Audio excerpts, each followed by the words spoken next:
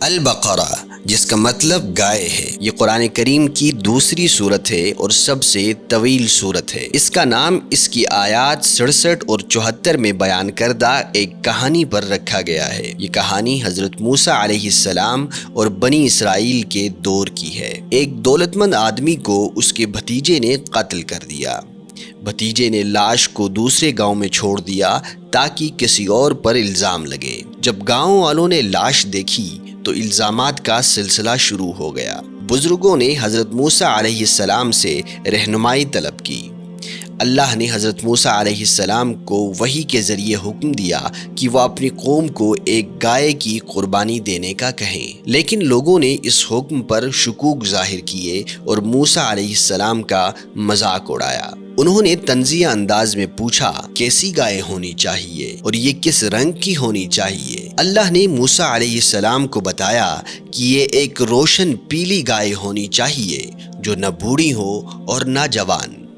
ایک طویل تلاش کے بعد انہیں ایک ایسی گائے ملی۔ یہ گائے ایک نوجوان کی تھی جو اپنی ماں کے ساتھ رہتا تھا۔ وہ بہت غریب تھے اور یہ گائے ان کے مرحوم باپ کا واحد اثاثہ تھی۔ اس وجہ سے گائے کی قیمت بہت زیادہ تھی۔ اس نے سونے میں قیمت مانگی اور بیچارگی کی حالت میں انہوں نے اسے خرید لیا۔ گائے کو ذبح کرنے کے بعد اللہ نے حکم دیا کہ مقتول کی لاش کو گائے کے ایک حصے سے ماریں۔ ایسا کرنے پر وہ آدمی دوبارہ زندہ ہوا اور فوراً اپنے بھتیجے کو قاتل قرار دے کر دوبارہ فوت ہو گیا۔ یہ لمحہ سب کے لیے حیران کن تھا۔ اللہ بنی اسرائیل کو دکھا رہے تھے کہ وہ مردوں کو زندہ کر سکتے ہیں، اور یہ بہت اہم تھا کیونکہ اس وقت بہت سے لوگوں نے زندگی بعد از موت پر شک کرنا شروع کر دیا تھا۔ ان کا قیامت کے دن پر ایمان بھی متزلزل ہو گیا تھا۔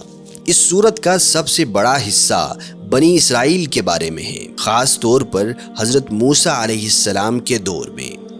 انہیں ایک ایسی قوم کی مثال کے طور پر پیش کیا گیا ہے جس کی پیروی نہیں کرنی چاہیے۔ یہ بہت اہم ہے کیونکہ اس سورت کا مقصد انسانی اختیار کا قیام ہے۔ اب آئیے اس سورت کے 5 اہم حصوں پر نظر ڈالتے ہیں۔ پہلا حصہ 3 اقسام کے لوگوں کی شناخت کرتا ہے۔ پھر ہم اللہ کی عبادت کی اہمیت سیکھتے ہیں اور حضرت آدم علیہ السلام کی کہانی جانتے ہیں۔ یہ بتاتا ہے کہ انسان کیسے وجود میں آیا۔ پھر ہم بنی اسرائیل کی مثال پر توجہ دیتے ہیں اور ان کی غلطیوں سے سبق سیکھتے ہیں۔ اس کے بعد حضرت ابراہیم علیہ السلام کی کہانی پر غور کرتے ہیں۔ آخر میں ہم یہ جانتے ہیں کہ مسلمان ہونے کا کیا مطلب ہے اور اللہ کے قوانین کیا ہیں۔ یہ 5 حصے ہمیں زندگی گزارنے کا ایک واضح نقشہ فراہم کرتے ہیں۔ اگلی ویڈیو میں ہم ان حصوں کو مزید تفصیل سے دیکھیں گے۔ ہماری ویب سائٹ پر جا کر مزید ویڈیوز بنانے میں مدد کریں۔ براہ کرم ہمارے یوٹیوب چینل کو سبسکرائب کریں تاکہ آپ مزید مواد تک رسائی حاصل کر سکیں۔